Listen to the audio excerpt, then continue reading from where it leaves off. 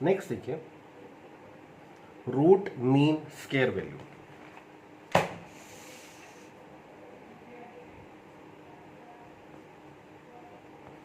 RMS value of AC, root mean square value of AC। अब check करना, as per definition ये हमारे पास कांस्टेंट करंट का सोर्स है और ये हमारे पास वेरिंग करंट का सोर्स है। ये हमने फ्लो किया फॉर द कंप्लीट साइकिल। ध्यान रखना, एवरेज वैल्यू हाफ साइकिल के लिए निकाली थी, एवरेज वैल्यू कंप्लीट साइकिल की 0 होती है, बट यहां पे RMS वैल्यू हम निकालेंगे फॉर द कंप्लीट साइकिल। ये हमारे पास कांस्टेंट करंट का सोर्स है।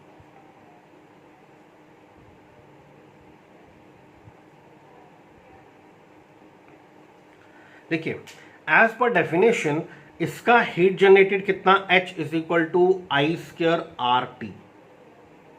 इसका heat generated H is equal to I square R T. अब सुनना, कांस्टेंट करंट के सोर्स ने सेम हीट जनरेट किया जितना कि AC ने किया, that means heat generated same है।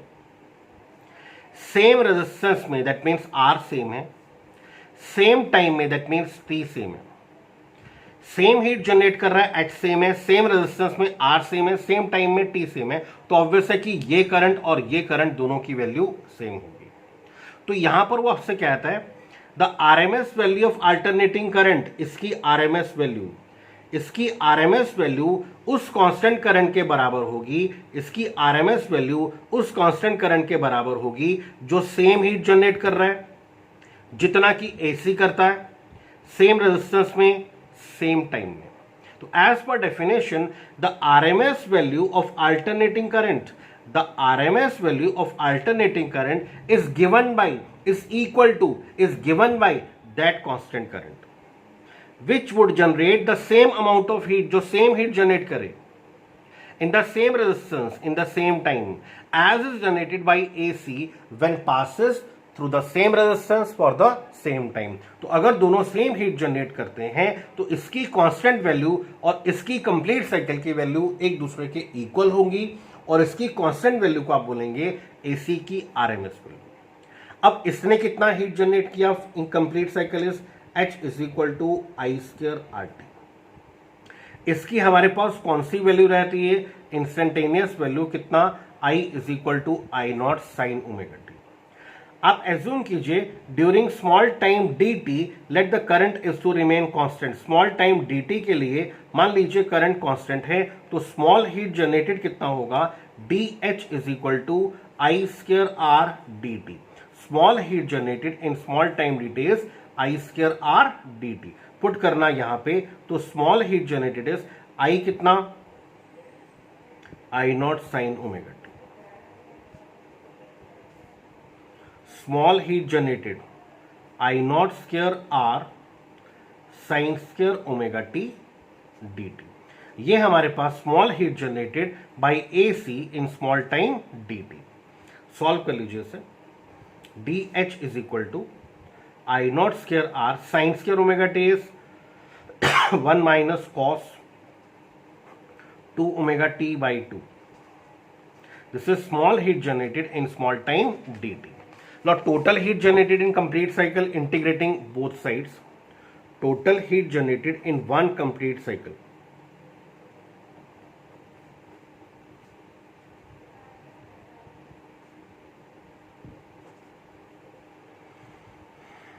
in one complete cycle, constant बाहर, integration of 1 with respect to time between limits 0 to t minus integration of cos 2 omega t with respect to time between limits 0 to t। और याद रखना integration of sin 2 theta या cos 2 theta for the complete cycle is 0।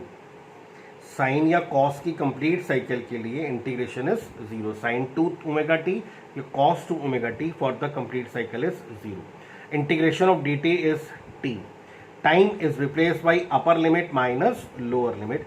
तो total heat generated in one complete cycle is, ये heat generated है किसका, AC का। कितने टाइम में, कंप्लीट साइकिल में। और ये हीट जनरेटेड है ये वाला किसका? कांस्टेंट करंट का। कितने टाइम में? कंप्लीट साइकिल में। चलिए हम दोनों को इक्वेट कर देते हैं, इक्वेटिंग 5 and 6। चलिए दोनों को इक्वेट कर देते हैं। I square R into T and this is I not square R by 2 into T. अब जब दोनों को इक्वेट कर दिया दैट मीन्स दोनों की हीट जनरेटेड सेम है, सेम रेजिस्टेंस में दोनों की हीट जनरेटेड सेम है, सेम रेजिस्टेंस में सेम टाइम में, तो इसकी कांस्टेंट वैल्यू आपको एसी की आरएमएस वैल्यू प्रोवाइड करेगी। तो इसकी कांस्टेंट वैल्यू को हम लिखते हैं एसी की आरएमएस वैल्यू। इसको सॉल्व कीजिए, आर कैंसिल हुआ, टी कैंसिल हुआ, I RMS square is equal to I maximum square by 2 and I RMS is equal to I maximum upon √2। That means RMS value is 0.707 times the maximum current. RMS value of current is 70.7% of the maximum current, RMS value। इसी तरह से बेटा, इसी तरह से अगर RMS value निकालनी होगी अल्टरनेटिंग EMF की, तो जहां जहां करंट है वहां वहां EMF आ जाएगा। E is equal to E not sine omega T. यहां पर आई RMS है, इसको क्या लिखोगे? E RMS square upon R। I maximum square को क्या लिखोगे? E maximum square by R. R सब कट जाएगा और ई आरएमएस आपको मिल जाएगा E maximum upon √2। E RMS आपको मिल जाएगा 0.707 times a maximum EMF. RMS EMF is 0.707 times a maximum EMF. इसको बेटा कंप्लीट कर लीजिए, नेक्स्ट कंटिन्यू करते हैं।